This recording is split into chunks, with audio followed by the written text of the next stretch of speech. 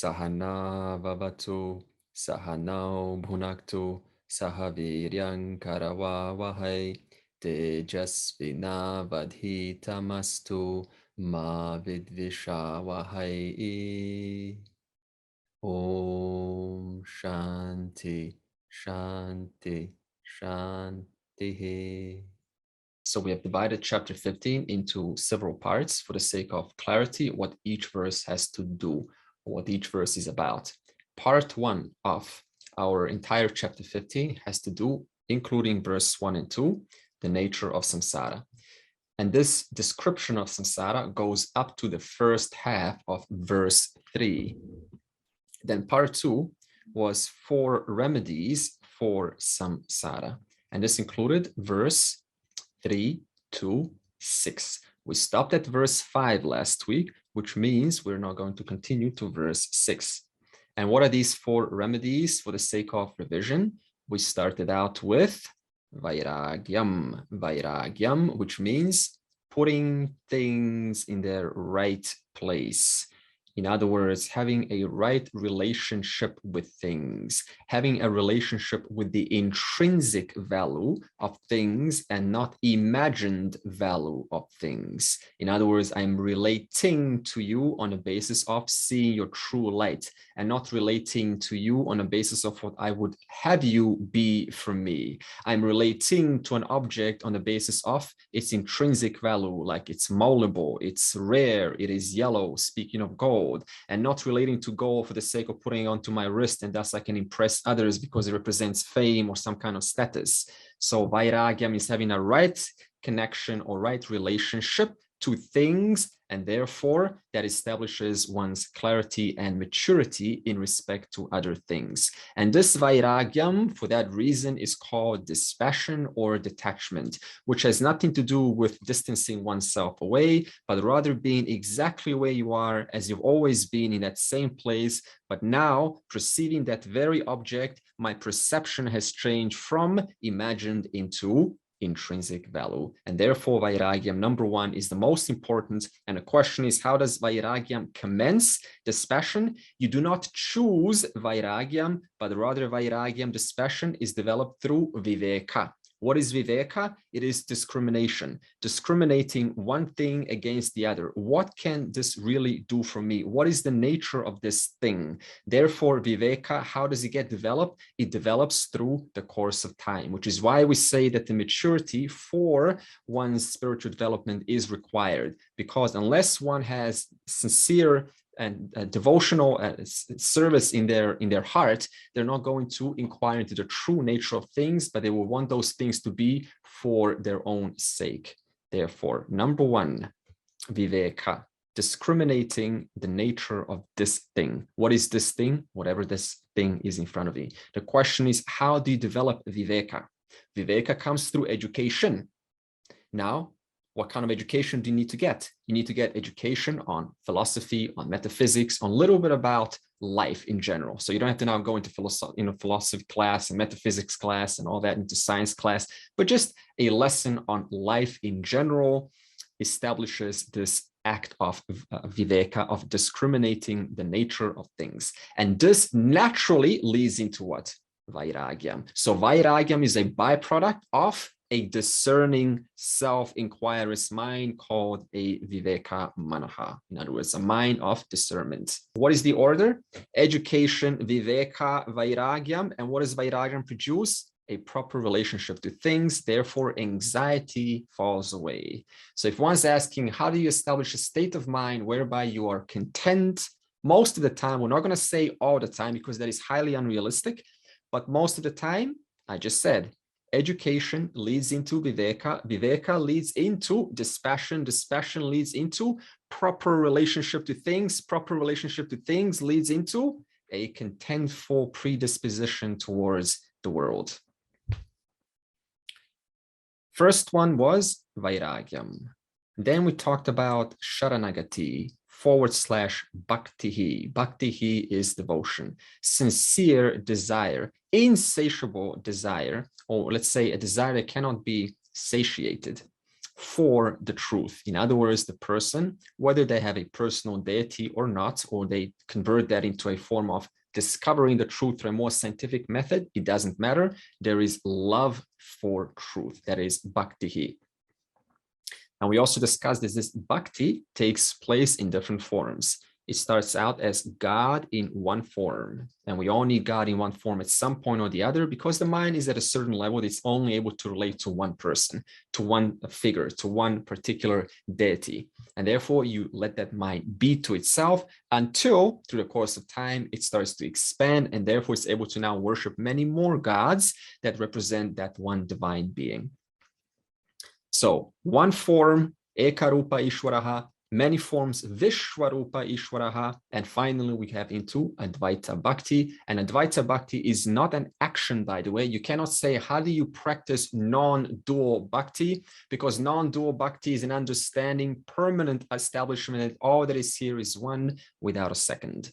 So therefore, the last Bhakti is spontaneous, effortless, owing to one's understanding, which has taken place on the former other bhaktis that we talked about. And what bhaktis that we talked about? Number one, Sakama Bhakti, worshipping of worldly things, names, fame, status, money, business, and all that. Absolutely fine, as it is important because it is a worldly carpet, a financial establishment for all of the other activities that you are to perform. And then we go into Ishadeva. Ishadeva is God in one form. And then we go into asking God for purity of the mind. No longer am I into Ishadeva here, Ishadeva there, but rather, hey, give me a clear mind. And this is called Nishkama Bhakti. Nishkama Bhakti, I'm now praying for a pure, clear, focused, concentrated mind. And this is called a Jijinatsu. And finally, this leads into a stage of recognizing divinity in many forms, spontaneously.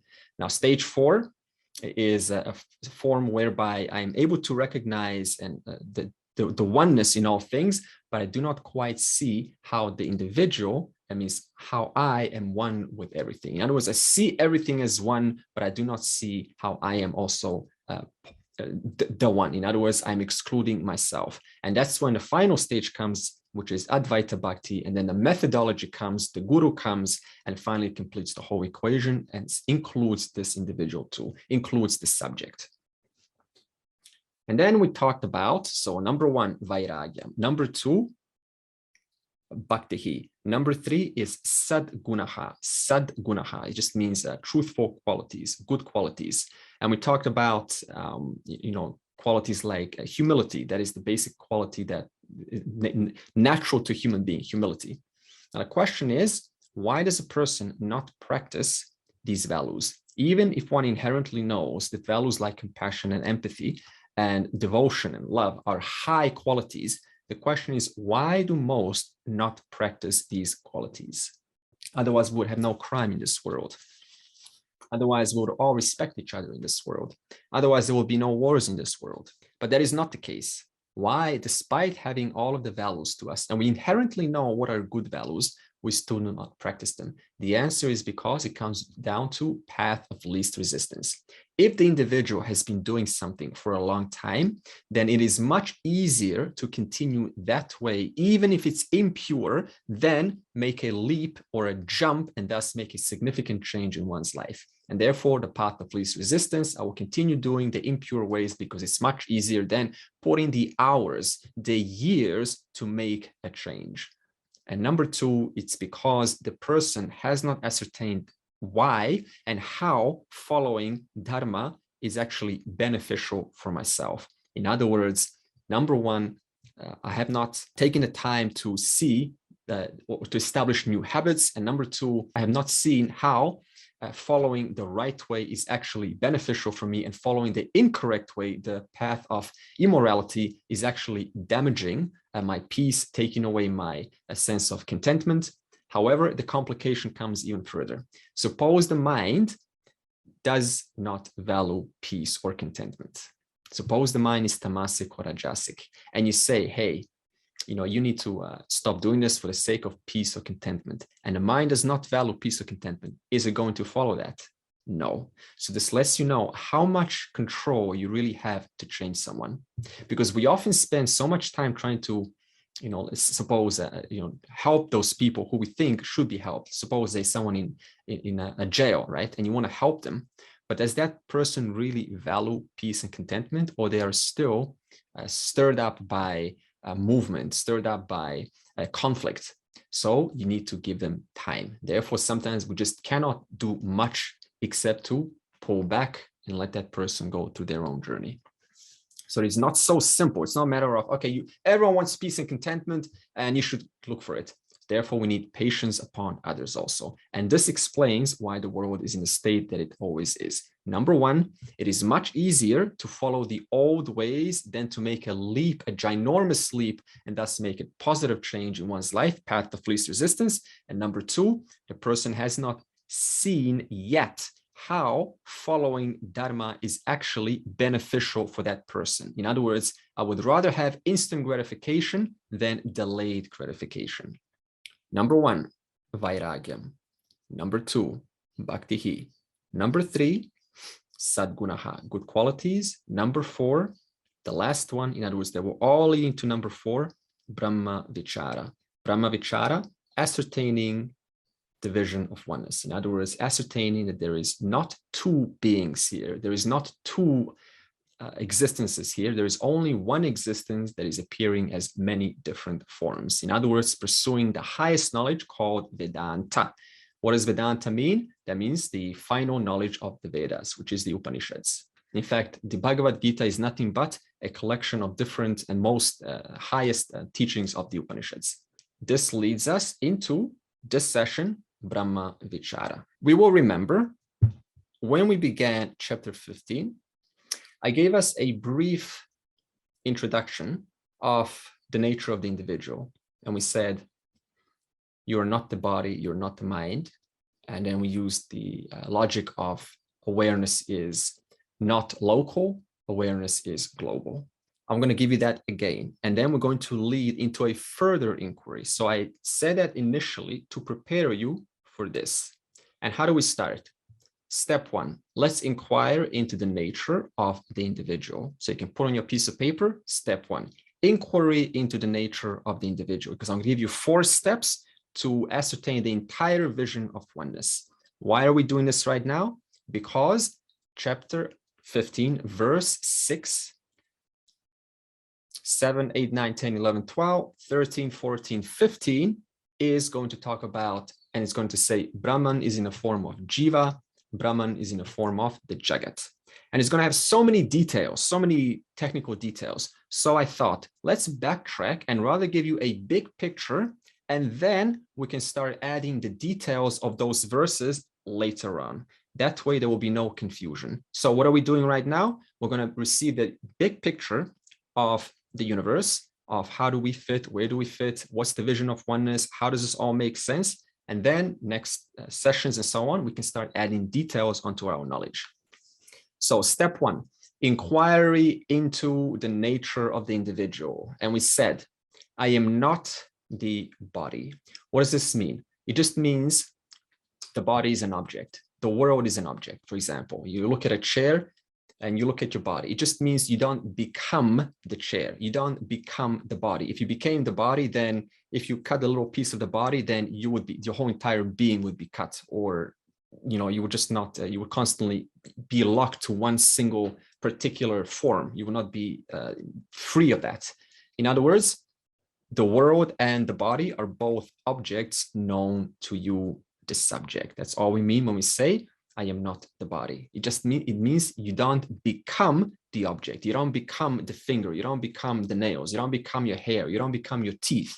Otherwise, you go to a dentist, the dentist pulls out one tooth and suddenly a part of your being is missing. And the body is going through changes, right? It's going through many changes year after year. The 15-year-old person is gone, right? But you're still here. You're still available and you're absolutely fine. And then we also said, the body being an object, just like anything else in this world, there is only one difference between worldly objects and the object, which is the body. And that difference is there's a special relationship that we have with the body, unlike with anything else. even with our partner. We have a special relationship with our body more so than anyone else, even though we'll say I have a special relationship with you, my dear. However, it is not as special as that I have a relationship with my own body. Now, the question is, just because you have a special relationship with your body, does that mean you are the body? No, it doesn't. In other words, we're not trying to, number one, disown the body. This is not what Advaita Vedanta says. This is a partial called Neo-Vedanta. We're trying to disown the body, say you're beyond the body, you are, and so on, right? We're just trying to see where does this body belong? Remember Vairagyam, putting things in their right place, nothing to do with transcending anything, because that is not necessary. And what is there to transcend if reality is non-dual? Okay, so we're trying to see or attempting to see the body objectively. That is it. In other words, you still have a proper relationship with the body, but now it's even more proper. How so? Hey, there's a special relationship with this body, but it doesn't mean that I am this body. In other words, the nature of the seer is independent of the seen. Now, what is seen? The body is seen. What is known? The body is known. So the seer is the subject. The nature of the subject is independent of the seen. In other words, the seer never becomes the seen.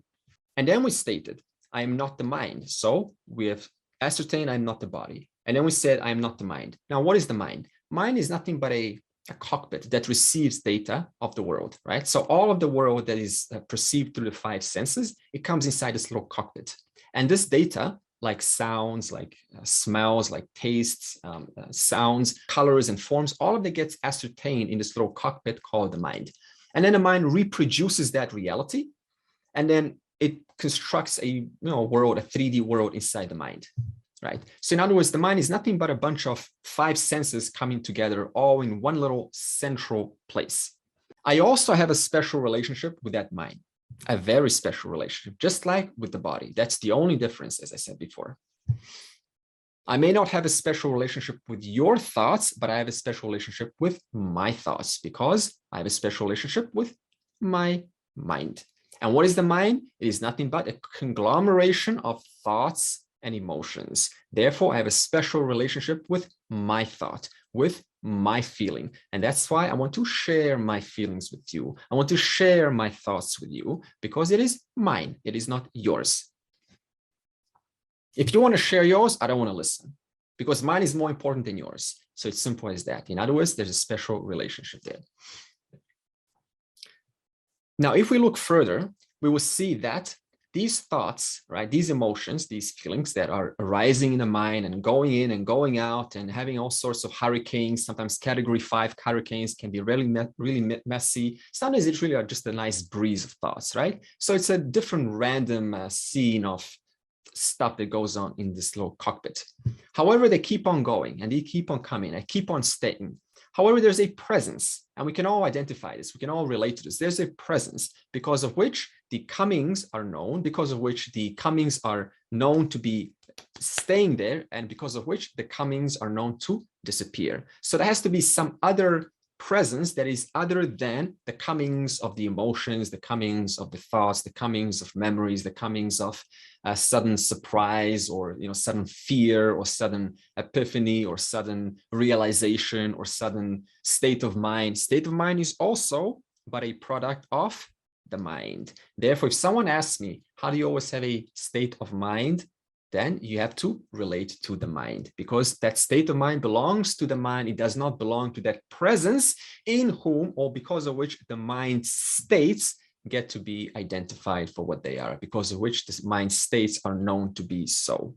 And then we said, what is the nature of this presence? And the nature of this presence that underlies all thoughts that come and go and stay is Chit. Chit, C-I-T, means awareness. In other words, the consciousness principle.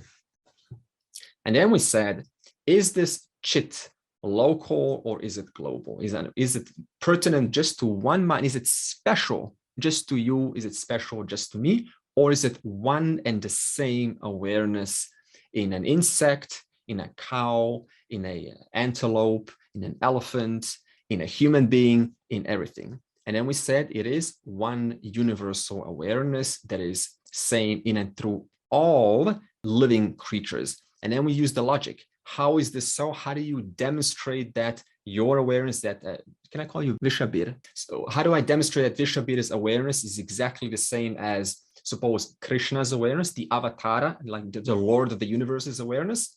Because the only way you can say that your awareness is different from Krishna's awareness is if you say, my awareness is not as expansive as yours is. My awareness is not so bright as yours is. However, if you backtrack, what do we say about the presence which underlies all states of minds, which is that awareness? So the brightness, the cleverness, the dullness belongs to the mind. It does not belong to awareness. The only way you can say that your awareness is different from Krishna's or Rama's awareness is by saying that you're attributing a value onto your awareness: blue, red, green, big, small. But all of these words and these concepts are picked up from the world through the senses. Therefore, whatever you attribute belongs to the world. It does not belong to the awareness which underlies all states of mind, which occur, which come, and which go away. And yet the presence remains the same. Therefore, there is no difference between Vishabira's awareness and the awareness of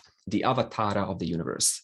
Awareness like Teflon falls away. Another thought falls away. Nothing sticks onto this awareness. If something stuck onto awareness, what will be the problem? You would still have that right in front of you. You will be constantly, annoyingly aware of one single object that you could never get it out of your existence. It will just be there during deep sleep, during dream. You're trying to enjoy a wine with someone, and it will just be there right in front of you. It'll be like, can you please just move away? But that is not the case. In other words, there's always a fresh moment.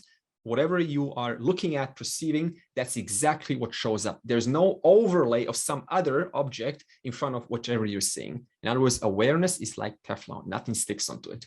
And then we said the question comes, why is it that it seems as though my awareness is contained just to one single body? And then we use an example. We said space is all pervasive.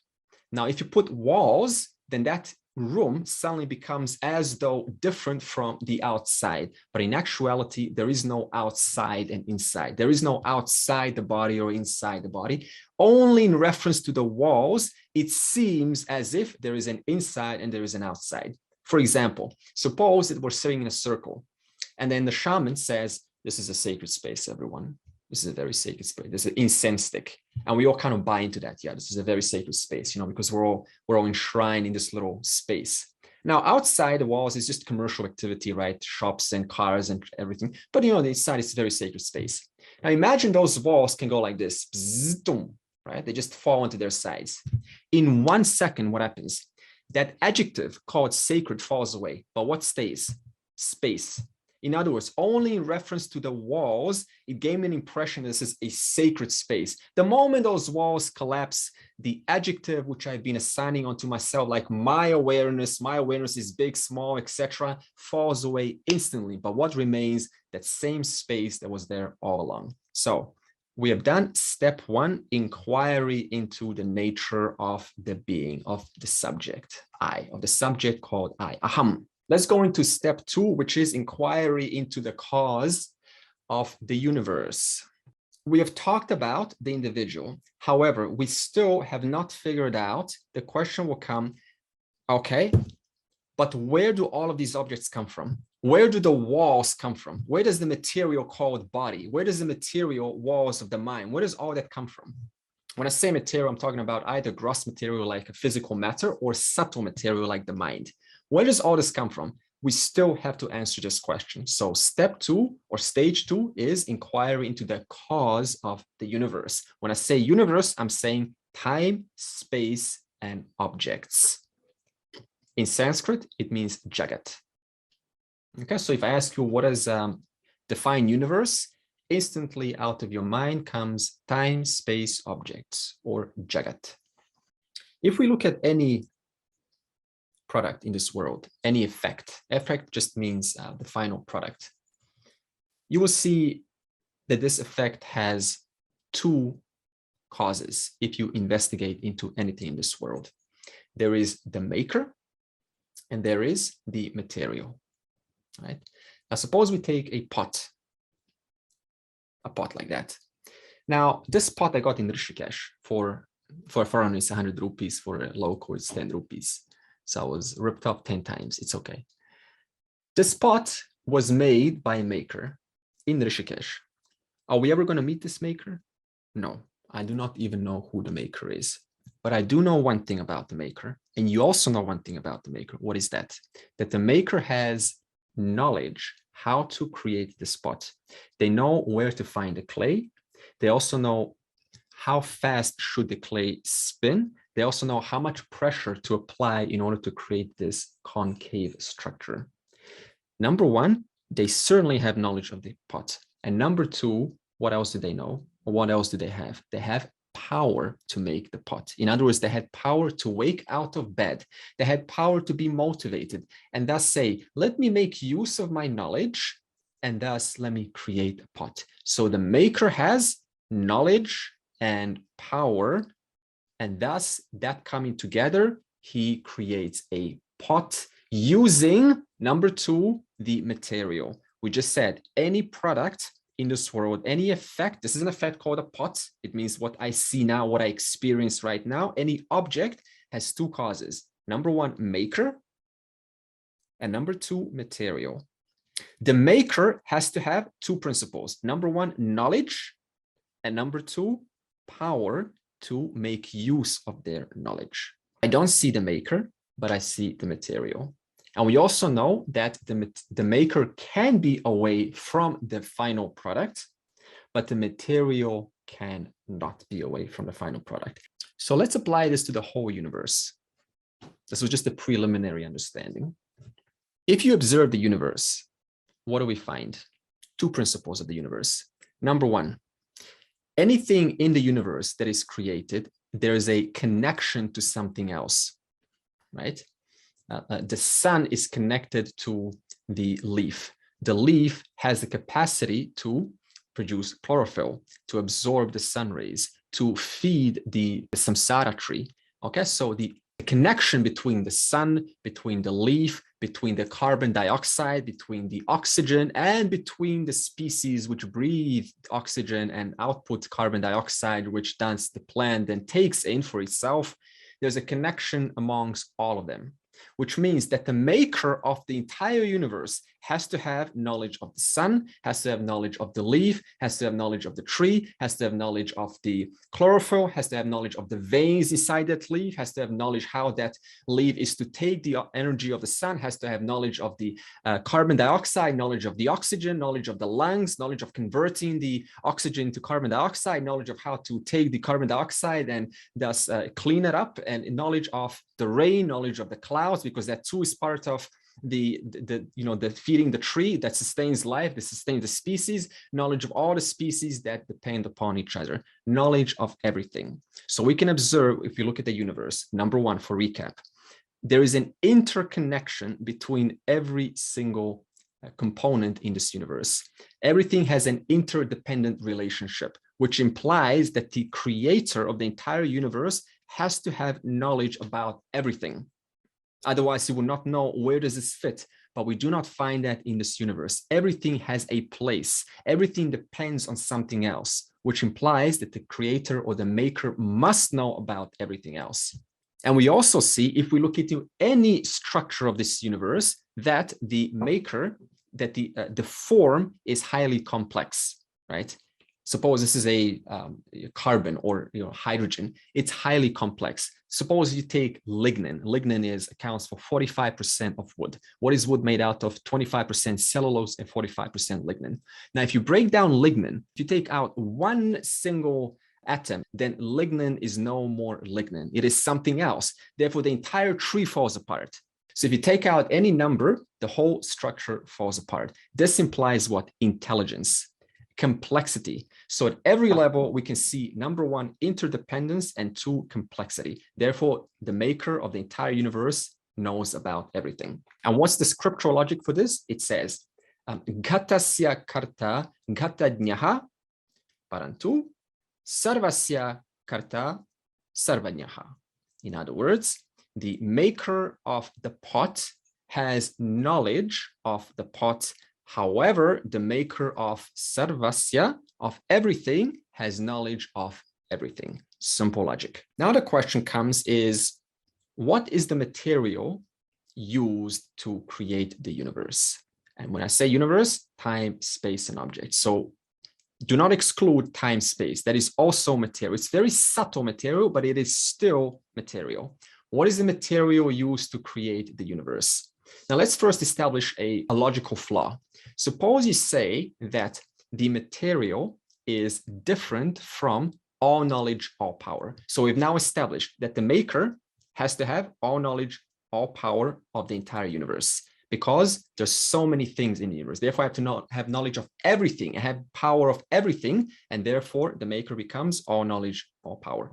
Suppose you say that the material is different from all knowledge, all power.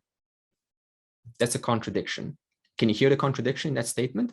Suppose I say that all knowledge, all power borrowed material like hydrogen and oxygen and so on, the periodic table of elements, it borrowed it elsewhere. Why is this a logical flaw? Because if you look at any material, we just said, like lignin, there's an exact number.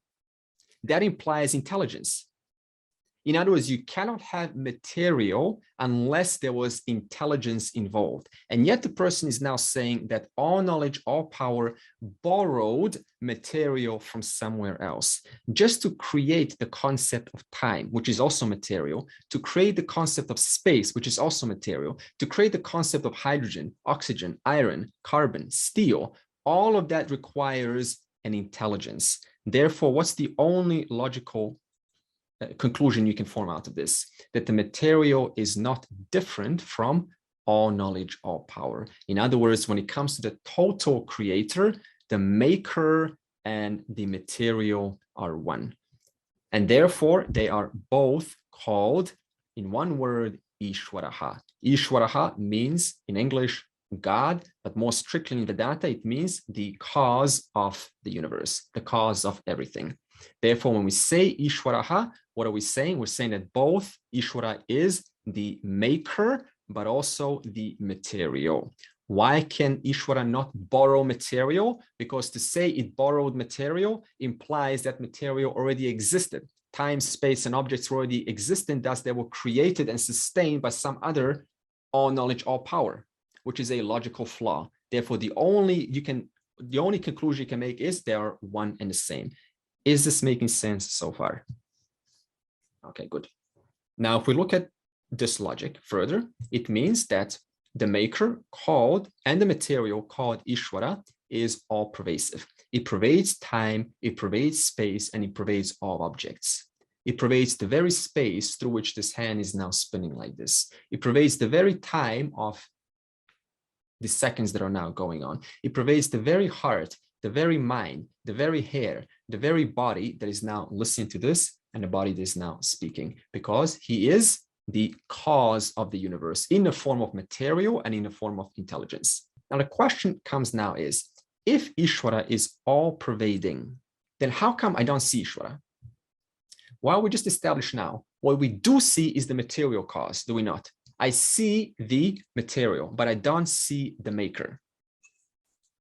That's the first thing we can establish. But now what the Upanishads say is, if you look at any object in this universe, absolutely any, you would see that it is made of forms within forms within forms within forms. For example, let's take wood. Going back, wood is made out of 25% cellulose and 45% lignin. Lignin is further divided into 6 carbon, there's an oxygen, and there's a hydrogen atoms in a specific number. Each one of those atoms, let's just take a carbon atom, is further divided into, it's got the atomic nuclei and it's got the electron floating around the atomic nucleus. The atomic nucleus further has a proton and a neutron. Now, proton and a neutron is further split into smaller and smaller and smaller particles until you get into quantum physics. And then you see that it's just particles vibrating at high speed. And yet it appears to us as though they're all distinct forms. And we say there's wood, there's gold, there's ceramic, and so on. And yet at the quantum level, they're all just particles vibrating at very high speed. Now, if you look into those particles even further, you see that they keep on reducing more and more and more and more until eventually they just come out of space. All that remains is just space. And then you say, well, what about space? What about space? Because space and time, they're not apart, because wherever there is space, it's holding an object, and an object requires time to be seen. So wherever there is space, there is also time. They're interdependent. In other words, all reduces down into space and time. But space and time is also just an intelligent creation, because someone needs to create the concept of time and space. In other words, it all reduces down into intelligence. So look at any form in this universe, and you keep on digging, and you'll see forms within forms within forms within forms. You keep on reducing down and down and down until you can no longer reduce, and you come into mere intelligence that is holding it together, that's holding every single level, that's holding the particle to become the atom, that's holding the atom to become the cellulose, that's holding the cellulose to become the tree, that's holding the lignin and the cellulose to become the tree, that's holding everything together at every single level. So there's an intelligence that's holding all of these particles for them to become the next components upwards. Then we ask, what's the final building block? Science cannot tell us. In fact, they are close, and I really honor them for this. They say it is intelligence strings, which is very close to intelligence, as Vedanta says. So you can see how a sophisticated mind, through digging scientifically, can actually come up to these realities sooner or later, but they do not have the full confirmation. So they're still in dispute whether it's the strings or it's something else. But they're very, very close. I have to give them credit. So it comes down into intelligence. Right. And science cannot tell us. Otherwise, we don't need the Bhagavad Gita. We don't need the Upanishads. And for that reason, the Upanishads and the Bhagavad Gita takes over. They say what comes after the entire universe, it is what we call the power, the intelligence, because of which all of these forms exist. What we can see is objects. We can see the light. We can see time. We can experience time because it's going on. We can experience physical objects and so on, but what we do not see is the intelligence. And what the Upanishads show us is at every level, you will see that there is an intelligence because of which that form exists, or because of which that form is put together in a certain way, so much so that it has a connection to some other form. Let's just take one single, like your liver, right? You drill down into liver. Right, cells, membranes, tissues, and then you keep on going to quantum field theory, right? You go into particles. But now you got the liver, and then you got the spleen, you got the heart, and you got all of the organs put together to create a human being, which implies what? Every single organ has an interconnection to something else. And those organs put together create what we now call a human body. Therefore, there is an intelligence in and through every single organ, and putting those organs together, we have an intelligent human being. Therefore, at every level, we can see there's just pure intelligence acting out in the form of what looks like material. The next question we'll ask is, where was this all knowledge, all power? Where was this before the universe came? And the answer is this intelligence, all knowledge, all power, it was in potential. In other words, it was present in an unmanifest form. Right now, this intelligence is present in a manifest form because we're experiencing it. We're experiencing a form of intelligent universe, intelligent ecosystem, intelligent nature. But before the universe came, this was in potential. In other words, it didn't go anywhere. It was still there, but just not in a manifest form. For example, today you have right now a potential for a dream world tonight, right? But that potential is not there yet. But when the circumstances are right, it will manifest into a dream world, but not yet. In other words, there is a potential. So this implies that what? Creation cannot be linear. Creation goes either through an unmanifest state or through a manifest state. So when we talk about circularity of creation, that means the infinite nature of creation, like that little infinity sign. All we really mean is creation appears in manifest, and then creation goes into unmanifest, and then creation goes into manifest, and then goes into unmanifest. In other words, it never starts, okay, one manifest, and then it goes, and then unmanifest, and that's it. That's called linearity. All we mean when we say circularity, beginningless time, is it goes manifest, unmanifest, unmanifest, manifest, manifest, unmanifest, and so on. Just like your dream example, right? So your dream keeps on coming, keeps on disappearing, keeps on coming, keeps on disappearing, keeps on coming, keeps on disappearing, like that for as long as you live. right? And we also said that if you postulate, for example, a beginning of time, then all sorts of logical problems come. What came first, the seed or the tree, the father or the son, the chicken or the egg, right? And then you cannot solve the problem. So we bring this circularity understanding, and thus it solves the problem. Okay, so step one was the nature, or stage one was the nature of the inquiry of the individual. Stage two was inquiring into the cause of the universe. And we said that the cause of the universe is both the maker and the material. The maker has knowledge and the maker has power. The maker being the one of all objects, and time and space and objects, we thus give him a name: all knowledge, all power, from whom material is not a part. And this maker or creator we call Ishvara. Ishvara means the cause of the universe or God. Stage three is, what is the relationship between the subject that we did in stage one and all knowledge, all power? What's the relationship between you and Ishwara? So stage one was, if you take the Mahavakya, Tat Tvam Asi, we've done Tvam. Tvam means you, right? So stage one was Tvam, you. Stage two was Tat. It's referring to Ishwara. So we've done Tvam, we have done Tat. We have done Ishwara, we have done you, the subject. Now the question is, in stage three, what's the connection between the left side and the right side? Suppose the left side is the individual and the right side is Ishwara. And the relationship is the Asi. Asi just means is. So you can just convert that is into equals. Like, how do we establish that the Jiva equals Ishwara? And what does it mean to say that the nature of you is the nature of Ishwara? So we have to solve the equation. Now, first of all, let's ask, what is an equation? An equation is something whereby you have to discover a sameness on the left side and sameness on the right side. That's what an equation means. That means you have to find commonalities on both sides, the left and the right. So we have to find the commonality for the individual. We have to find a commonality for Ishwara. 3 plus 2 equals 100 minus 95. Now let's look at this. 3 plus 2 equals 100 minus 95. Plus, minus, where's the connection? 3, 2, 195, they're all different numbers. So initially it seemed different, but upon resolving, they both come to 5. So it's only until I resolve the left side and until I resolve the right side, it's called the methodology, by the way, a system to reveal the sameness, only then the apparent differences become the same. Well, let's suppose you take equals mc squared formula, right? What it's really saying is energy equals a matter. Now I know m stands for mass, but mass is just nothing but density of matter.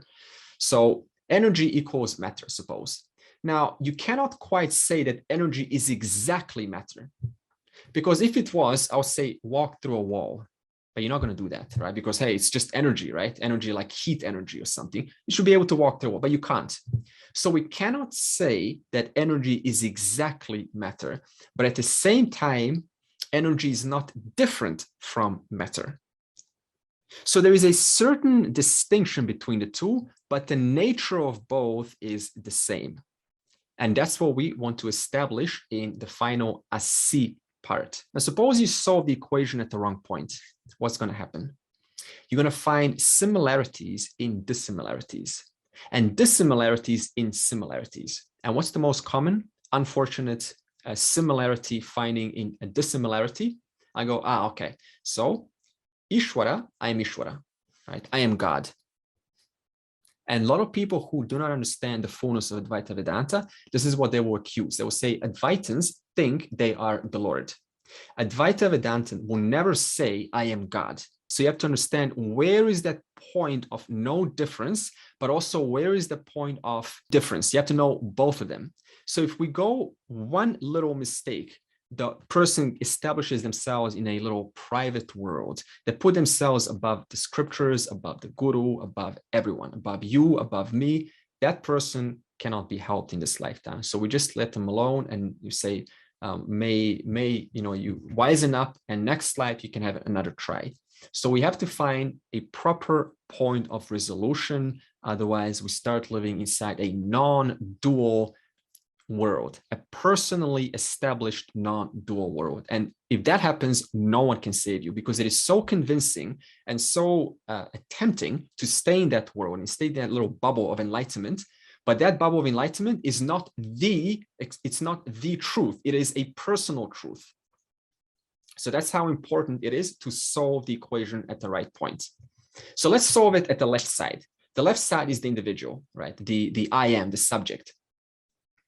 And we ask the question, can the subject, with all of their knowledge, with all of their experience, can that subject do anything unless they are conscious of the processes of the mind, right? Suppose they have a lot of knowledge, and a lot of their mind is organized, and their mind is maybe not organized, it doesn't really matter, but can any of that be, can they do anything with that knowledge unless they are conscious, or unless they are aware about what is going on in their mind, right? Can they? No, because then I would say, okay, so you're really smart, right? And you suppose you want to answer me. I say, okay, so suppose I induce a coma in you, right? And you go inside a coma, then you cannot argue me anymore, because awareness is not there, right? In other words, awareness is not shining through the mind anymore, even though the mind still has a lot of knowledge, a lot of experience, a lot of power to make things happen. Because one aspect called consciousness is missing, it is as good as useless. In other words, intelligence becomes useless unless it is pervaded by a conscious being, a conscious principle, awareness. Is this making sense so far? Now let's look at the right side. The right side is Ishvara, right? The Ishvara, the maker from whom all minds come, by which the present minds are being sustained, from which future minds will come, from which past minds have come and resolved back into that all knowledge, all power. Let's look at that side, the right side, Ishwara. Can all knowledge, all power intelligently put a structure together which requires intelligence, unless it too is in the presence of a conscious being, a conscious principle? Right? All knowledge, all power, but it has no consciousness. It has no awareness of itself. It is unconscious. It is unaware. There's no conscious being in whom the intelligence gets to put together the universe of forms and names and structures and complexities at every single level, as we discussed. Can all knowledge, all power do anything unless it too is aware of itself, aware of what's being done? No, because what is there to, who is there to know what is taking place? Jiva, the individual, cannot do anything if it's not aware. Ishwara cannot put together the universe. The individual cannot put together a pot with all of its perfected knowledge, pot knowledge. It cannot do anything unless it is a conscious being, unless it is conscious. Ishwara cannot do anything with the pot universe of names and forms unless it too is in the presence of a conscious being, a being in whom all of these changes are taking place. So what's the final reality here? We call it Sat-Chit-Ananda. And what does Sat mean? Sat means existence. Chit means awareness. And the nature, because both exist. The Jiva exists, Jiva's limited knowledge exists, but also all knowledge exists. A little bit of knowledge exists, a little bit of pot knowledge exists. It exists. That's why I'm using it. That's why I'm making a pot, because the knowledge exists. But also, all knowledge of the entire universe also exists. So what's the final reality? Sat, and that Sat means both sides exist. The subject exists, the maker of the universe exists. Chit, awareness. The subject is aware, but also so is the maker of the universe aware. So in other words, both the individual and the maker both resolve into Sat-Chit-Ananda. And let's establish this difference. So that's the sameness, the awareness on the left side, the awareness on the right side. But where is there a difference? The individual, you and I, have limited knowledge, limited power. We can only do this much. We don't even know what's going to happen tomorrow. That's why you should be careful of predictions. I'm going to predict what's going to happen tomorrow. When is the COVID going to end and so on? You cannot predict it because we don't have all knowledge, all power. So we can only know so much. No one knows what's going to happen tomorrow in their own life, let alone in the entire world of so much complexity and so many connections that are happening all at once. But Ishvara is all knowledge, all power. That's the difference. So I cannot say I am Ishvara in reference to knowledge and power, but I can say that there is no difference between me, the individual, and Ishvara in reference to Sat-Chit. So what's the one common reality that I as an individual enjoy and the whole creator, the creator of the entire universe enjoys? It is Sat-Chit-Ananda, because both exist and both are aware. Both are pervaded by existence and both are pervaded by awareness, the consciousness because of which the intelligence gets to create.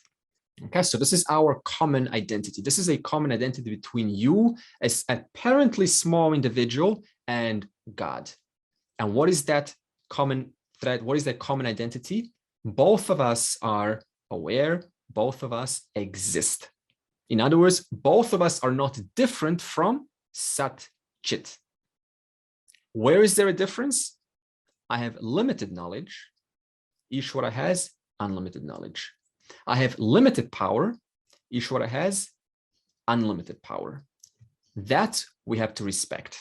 As long as we keep that relationship there is no problem. We can still worship Ishwara and ask Ishwara for success in life, but we never lose track. Hey, both of us exist and both of us are aware.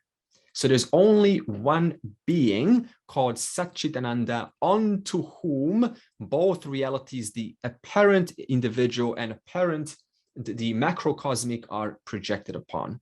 But in actuality, both of us resolve into this one reality. Therefore, I, the individual, am Sat-Chit-Ananda. Ishwara, the total being, all knowledge, all power, is Sat-Chit-Ananda. It only appears that I, individual, am different from Ishwara because I am apparently, conditioned by the small body, small mind. But in actuality, if you look into the nature of the mind, nature of the individual, it is nothing but all knowledge, all power, holding it together and creating the person of what he or she is right now. Your cells are being organized intelligently right now. Your heart is beating without any intervention on your part. The neurons are now working 100 miles an hour, listening to this very closely with total concentration, right? You're smiling. The muscles are happening by themselves. All of this is taking place on the basis of this intelligence, which exists and because of which awareness pervades it. But so this individual also exists and is also aware of what is going on right now. Stage 1, inquiry into the individual. Stage 2, inquiry into the cause of the universe. Stage 3, what is the common identity between I and the total being Ishwara? The common identity. And we just established it is Sat-Chit. To complete this, stage 4, let's give you a hierarchy of the big picture of everything. We'll call it the hierarchy of the big picture. Not that there is a hierarchy, but for the sake of understanding, we'll call it a hierarchy. Okay, so we will explain the hierarchy, what's going on here. So we start right from the top. Sat-Chit-Ananda, the final reality, existence, awareness, which is limitless. That reality enjoys a potential called Maya. What is Maya? It is all knowledge, all power in potential. In other words, it hasn't come yet, but it is there. It enjoys a potential called Maya. What is Maya? All knowledge, all power in unmanifest. When this Maya manifests the universe, which is what we're experiencing right now, forms, right? Physical, right? Subtle matter in the mind, we're experiencing it right now. When this potential manifests the universe, when all of these objects, time and space comes as we are experiencing right now, then this very one reality called Sat-Chit-Ananda, we now call it Ishwara.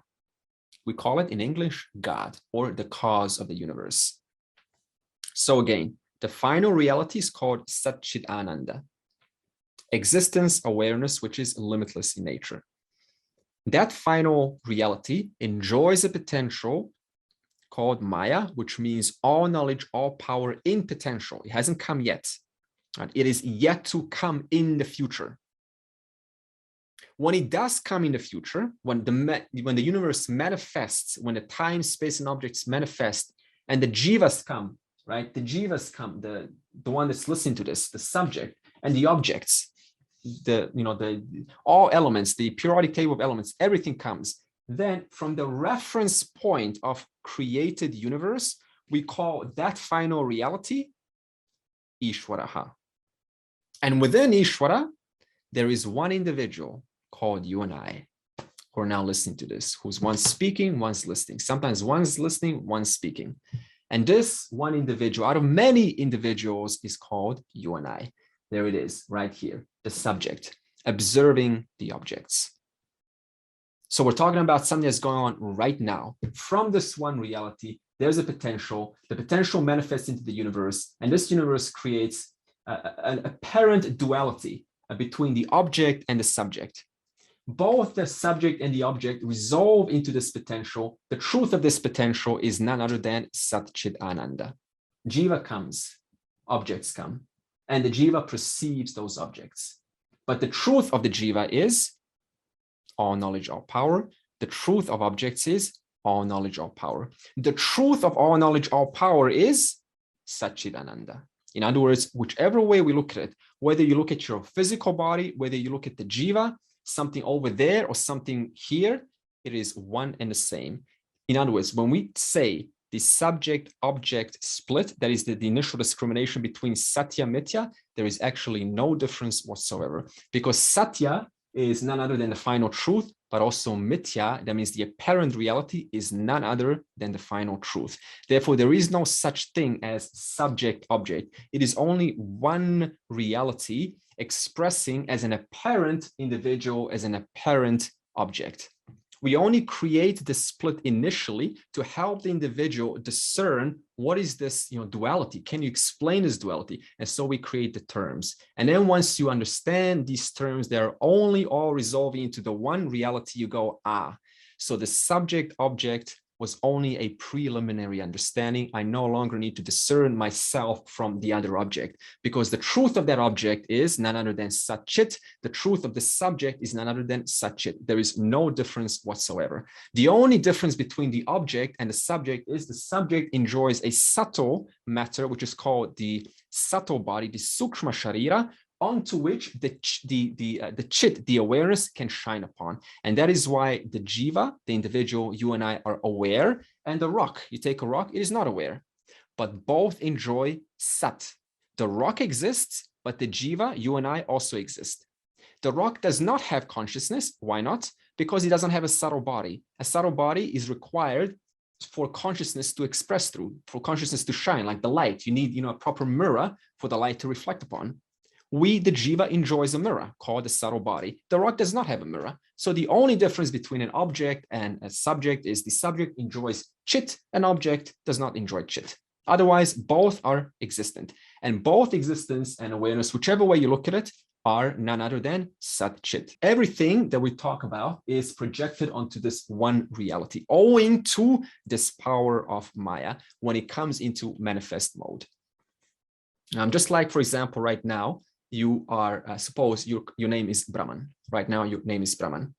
And in you, right now, there's a potential to create a vast dream universe, right? Of different characters, of different personalities, and different storylines. Maybe there's Satya Yuga, maybe you're going to manifest the Kali Yuga. It doesn't really matter. You're going to manifest one Yuga or the other, right? In you right now, there's a potential to manifest the universe. That potential is called Maya. Suppose you're a Brahman. And in you, there's a potential for the vast universe to come. That potential, which has not come yet, is called Maya. When that potential finally manifests into this complex universe of objects and colors and shapes and sizes and laws and orders, right, and teachers and students, then from that standpoint, you become the Ishwara for every one of those beings. Every one of those beings in the dream is praying to none other than to whom? To you, the one because of which the entire dream world has come.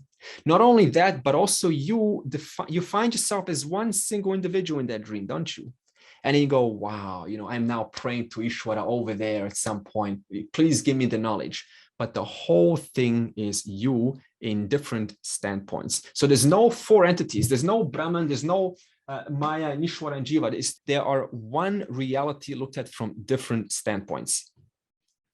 And then in that dream world, you are the truth of the entire dream world. You, the one being called Brahman. When the dream world is not there, it's called Brahman. When the dream world is there, you, the one being, is called Ishwara. And all of the beings, the wars that are taking place, the religious wars that are taking place, the conflict, you're only ever talking to yourself, praying to yourself, looking for yourself.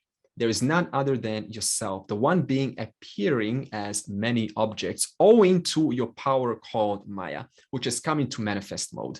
Let me give you a recap once again. All that is here is one reality. Satyam Jnanam Anantam Brahma. Why did you not say Sat-Chit-Ananda? Because the Upanishads are brilliant. They don't want to bore you with the same words. Satyam Jnanam Anantam Brahma. Satyam, truth, Jnanam, knowledge, Anantam, infinite, called Brahman. In other words, Sat-Chit-Ananda. Within this final reality, there is a potential called Maya. The potential to manifest the universe, this one reality enjoys. This one reality called Satyam Jnanam Anantam Brahma enjoys a power to manifest the universe. This power is called Maya.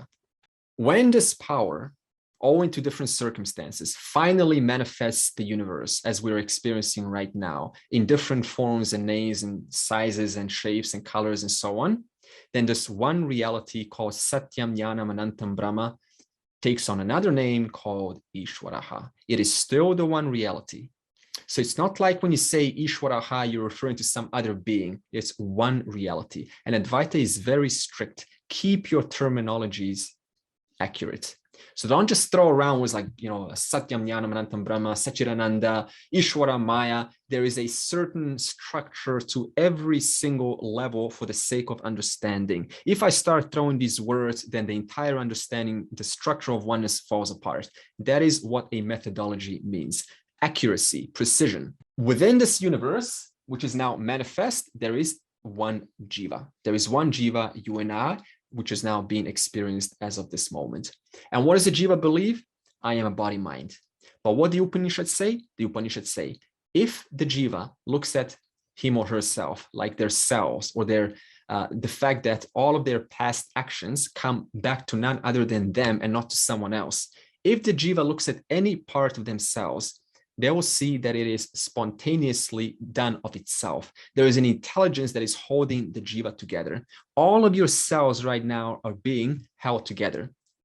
In 5 minutes from now, you don't have to do anything about where the cell in your foot is going to be or which cancerous cell is going to be taken care of. All of that is being taken care of by itself. There is an intelligence in the body that's able to detect the intruders. And once it detects intruders, it starts to attack and therefore defend sustain your life support, your immune systems remain strong. So there's an intelligence of the entire body.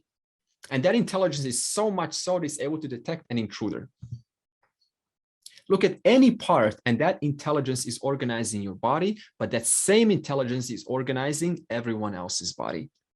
The body of someone that I don't like is being organized by the same intelligence. The body of someone that I do like is being organized by the same intelligence. That person, the one in the past, 1,000 years ago, 1 million years ago, the dinosaurs, those cells in the dinosaurs were too organized and sustained by this one intelligence. Look at any part of your body or your mind or anything about yourself, you will see that there's nothing but an intelligence holding that together, and thus it is making your life spontaneously work. You don't write down things on a piece of paper, what your name is, what you did today, and then you put it on a bedside table, go to bed, and then you wake up, go, okay, let me just see what my name is. Who's this person lying next to me? Okay, that's my wife, that's my husband. Okay, cool. What do I do? Okay, how much? You automatically wake up and you just know everything. It's there provided for you. We don't do any of that. And this is what we say, intelligence is pervading in and through every fiber, every cell, and it's doing it not only for you, it's doing it for everyone. Whichever standpoint, Satyam Jnanam Anantam Brahma, Maya, the potential coming into manifest called Ishwara, the object, the subject, whichever way you look at it, they all resolve into the one reality, Satyam, Jnanam, Anantam, Brahma, or Sat-Chit-Ananda, looked at from different standpoints. And this is what Advaita means. There is no two. There is only one appearing as two. And then how is this one reality known? It's known in your intellect, in your buddhi. How so? As the self-evident I am. I exist. No one needs to be taught that you exist. And what is existence? None other than Sat, existence. And you also know that you are conscious. You don't need to be told that by any teacher that you are conscious. And that is Chit. Sat, Chit is the final reality. You cannot deny that you exist. You cannot deny that you are aware. Therefore, you cannot be different from the final reality. Never mind the body and the physical body and the mind. That is just a byproduct of Maya, the Maya that creates these forms and names owing to its power, owing to its infinite power to create names and forms. Now, let's look at the order from top to the bottom, just to get this really well entrenched in your mind. We go to the top and we see that it is the final reality, Sat-Chit-Ananda. Okay. Sat-Chit-Ananda enjoys a potential called Maya, all knowledge, all power in potential. That potential comes and it manifests the Jagat in the form of objects, the Jagat in the form of Jiva. The Jiva then finds himself going, wow, what a huge world this is. Let me figure things out. Who is this creator? That Jiva then calls that creator Ishvara, God, the Lord, Bhagavan. There is not many entities. There is only one. Now let's go from the bottom up. Let's start with the Jiva. The Jiva is being right now, your body, mind, is being sustained and held together by this intelligence, by this knowledge and power, holding this body together, holding that body together, holding the bodies in the future that are yet to come, that has held the bodies together that are no more with us, and that is currently holding all of the bodies right now. The past, present, and the future, this intelligence is always holding the Jiva together. This knowledge, which is doing that, at some point was in potential, because this Jiva was not here maybe 100 years ago, but the Jiva is here now. So there was a potential for the Jiva to come.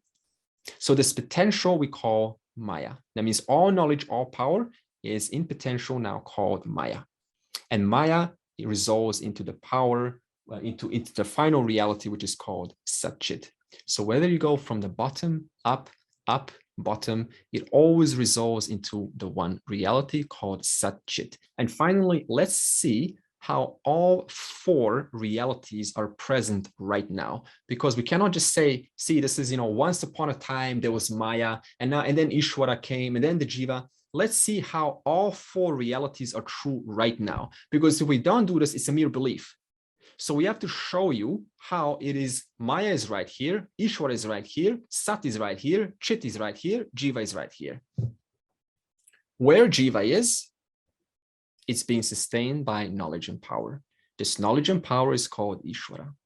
So Ishwara, which we call God, is right here, right now, sustaining your body, making your heart beat, nodding your head, writing things down, right? The neurons are working, everything's working, right? There's conversion of carbon into oxygen and so on. Knowledge and power is sustaining your mind and your body right now, right? Your cells are fighting off potential cancer cells without any of our intervention. It is all happening without any of our conscious intervention at all. So Ishvara is certainly right here, right now. How so? In the form of intelligence, not only keeping your body there, but keeping this body here, also making the cell reproduction, 2 cells, 4 cells, 8 cells, 16 cells, 32 cells, 64 cells, and so on, right? It's also making the ants know exactly where to build its little nest, or which direction should the bird fly, or how far should the sun be from the earth for sustainable life, how far should the moon be, and what effect it has on the tides of the oceans, and how the moon has an effect on our emotional states.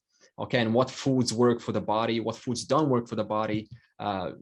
So many things are happening right now, and that intelligence is upholding all of that. The things that you have done yesterday will come back to you tomorrow. It's not going to come back to some other person. It's not going to get offloaded to some other person. Now, who's keeping track of that? Who's keeping track that the actions that you have done, that I have done, come back to me or you and not someone else? Are you keeping track of that? No. That is called Ishvara's intelligence. Keeping track of exact one-to-one ratio between what happens and what ensues. The karma palam, as we call it, the cause-effect relationship. Suppose you take a rock and it's a radiation, it has a radiation. 50 microsieverts right now, that rock, one single rock. You go to Chernobyl and it's emitting 50 microsieverts. Microsievert just means how much radiation is it outputting in 1 hour.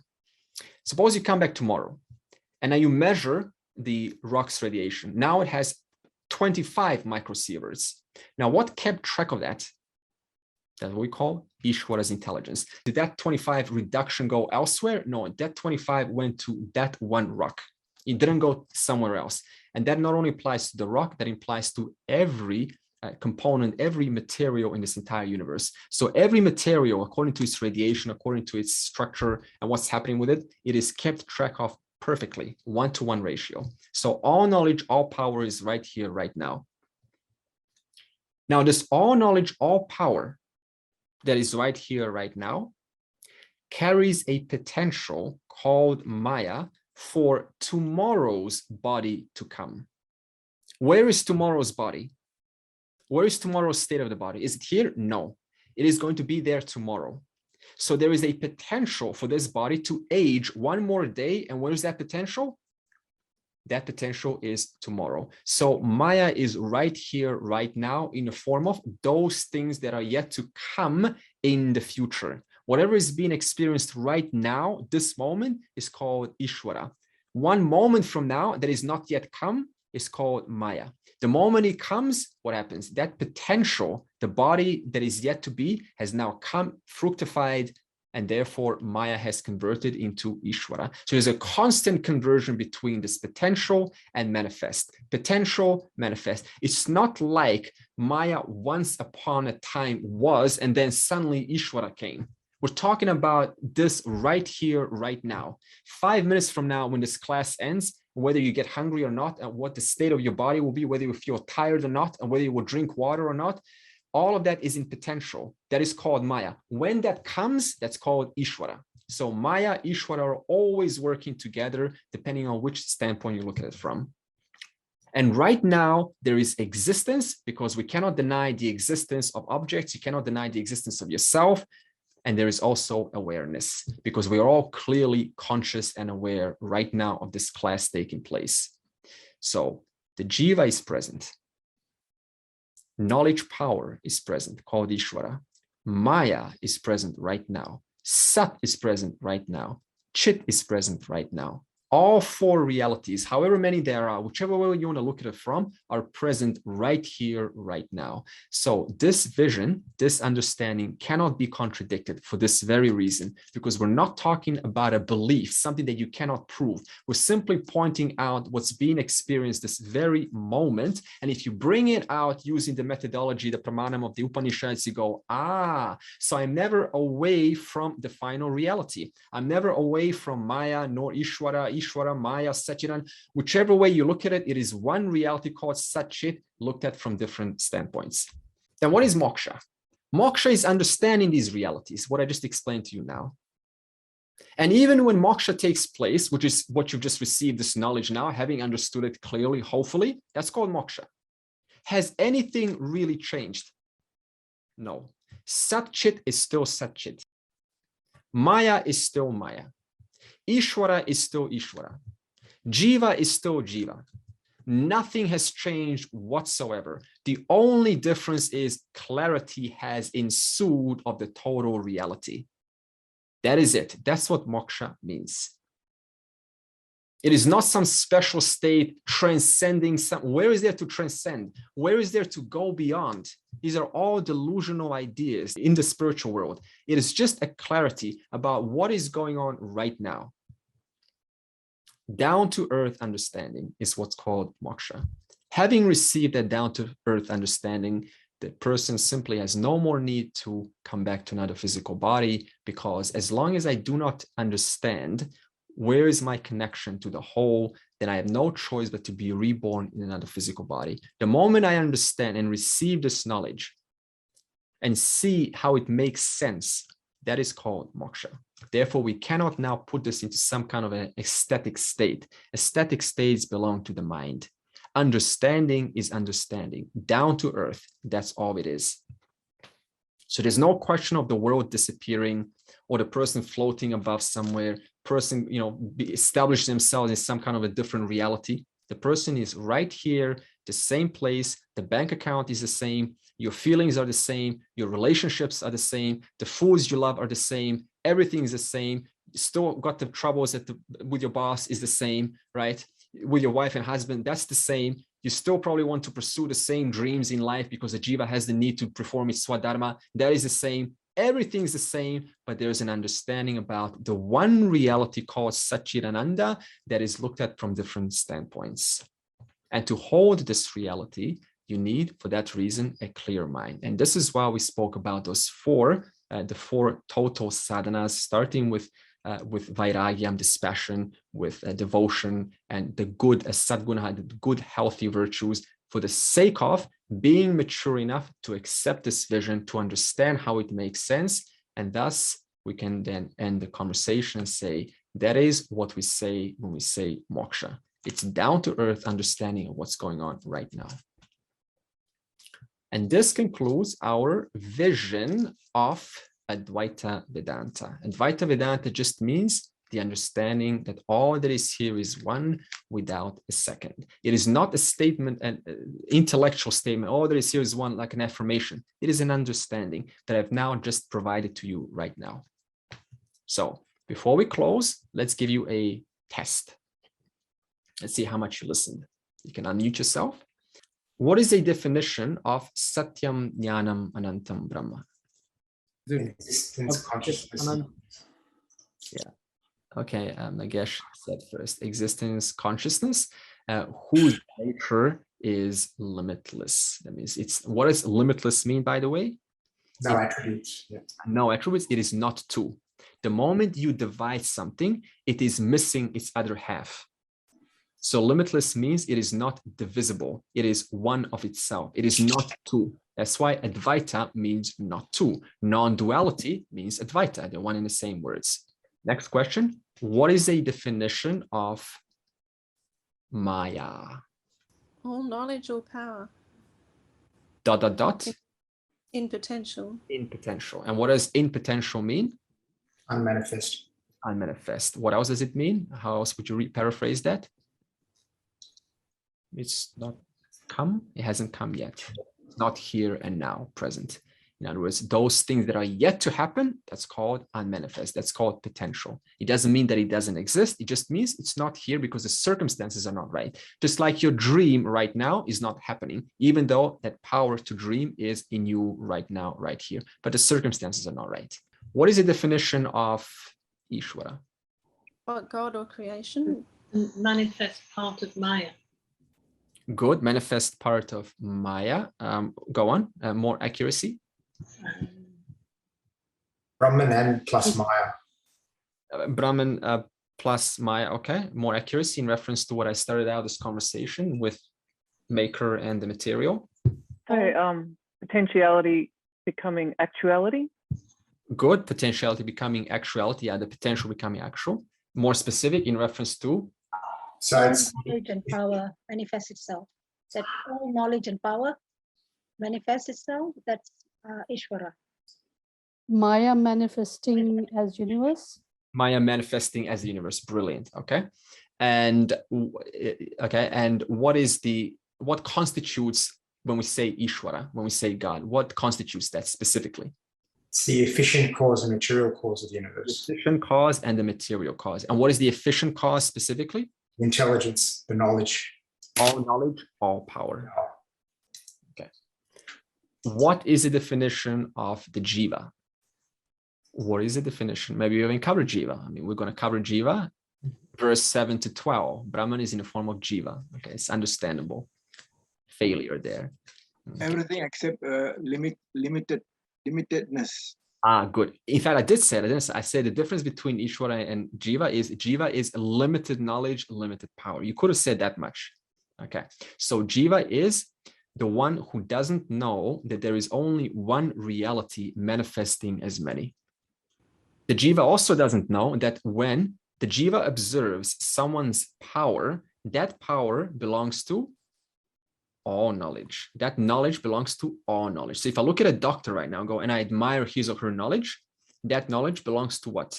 All knowledge. In other words, out of all knowledge comes a small little part called chiropractor, called, a dentist or something. And then if I admire the dentist, I admire the chiropractor. What am I really admiring? I'm admiring Ishwara, because that knowledge comes from all knowledge. And if that power, suppose I enjoy a power, some person has an amazing power, perform magic tricks or something, right? Or they're a street dancer, a street performer, and I'm really attracted to them. That power belongs to all power, all knowledge, all power. In other words, if I have affection for someone with a specific kind of knowledge or power, who am I having affection for? Ishwara. If you fell in love with someone because of their knowledge or because of their power, some talent that they had, you fell in love with none other than Ishwara, none other than God, in the form of that small little potential of whatever they happen to have. Maybe they were some kind of an expert in something or anything. So we are all only ever loving God and falling in love with God and having a relationship with this one reality. Okay, and the two questions, and we'll close, were asked, what happens to Jiva upon moksha? No rebirth. Yeah, good, no rebirth. I'll get more specific next week. And Damini, is she online? Damini, yeah, she is. If all living things are Jiva, how come I am not the Jiva? Has this been answered in this session, Damini? Hariom, yes, okay. So she said, if all living things are Jiva, how come I am not the Jiva? Because the Jiva resolves into intelligence. And the intelligence, the truth of intelligence, is none other than Sat-Chit. Therefore, if you talk about Jiva, you're just talking about one standpoint of the total reality. Context, next week, verse 6 up to verse 15, we will add details onto this big picture so that we have a concrete understanding of this total reality. I've now given you the big picture, and therefore it's going to be much easier when we get into the following verses. And we will close. Sarve bhavantu sukhinaha, sarve santu niramayaha, sarve bhadrani pashyantu, ma kaschid dukkha bhag bhavet. Om Shanti. Shanti, Shanti.